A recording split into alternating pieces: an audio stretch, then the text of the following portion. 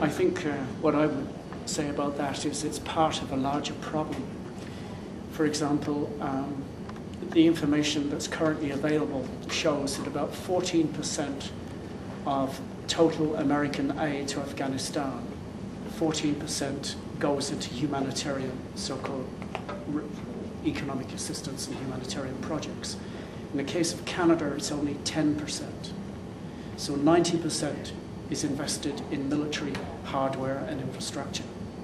But it gets more complicated than that, because the amount of aid which actually ends up in Afghanistan is calculated from this country is about 40% of the economic assistance which is actually made available. Now you may say, well, why is it less than half? Well, the evidence seems to show that there are a number of complicating factors. That much of the aid we give to Afghanistan is so-called tied aid, which means that we may make money available, but the money has to be used to purchase Canadian products. Now you say, well, what's the problem with that? Well, in a sense, it's suffocating the possibility of Afghanis themselves producing some of these products and having international aid to do so, to create an effective supply and demand, or even from adjoining countries. So Canada, in a sense, is continuing to exercise a monopoly to a large extent over how that aid is used. The other problem is so-called phantom aid, and this is a concept which is very much related to Afghanistan, that a lot of the aid which is actually intended to get to, so the population doesn't really end up there. Sometimes it's siphoned off by corrupt officials within the Afghani government. And according to some Western journalists, much of that aid is going to create a westernized bubble in Kabul. When Robert Fisk and John Pilger went to Kabul, what did they find? They found new shopping malls were being built. The first one ever in the country with an escalator last year.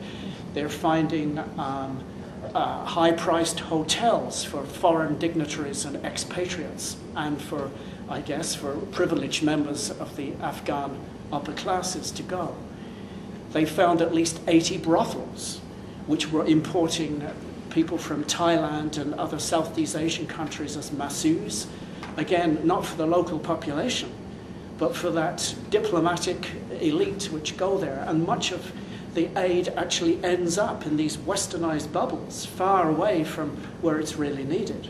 And in 2006, the American government announced that it was putting together a package of $17.5 million for educational aid. It actually ended up intended for the construction of the American University of Afghanistan, which is a private, for-profit, post-secondary educational institution. How many people in Afghanistan are going to benefit from that? So the question of CEDAR is connected with the whole problem of tied aid, with phantom aid, and basically with the failure to try and extend aid through counter-insurgency warfare, which is really what provincial reconstruction teams are. It was an American idea, and it's an idea which has largely been denounced by most non-government agencies.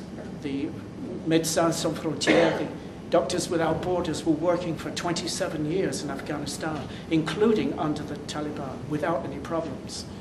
But since the importation of these PRTs, they've gone, they've left. And that's true, I think, for Oxfam America and some others.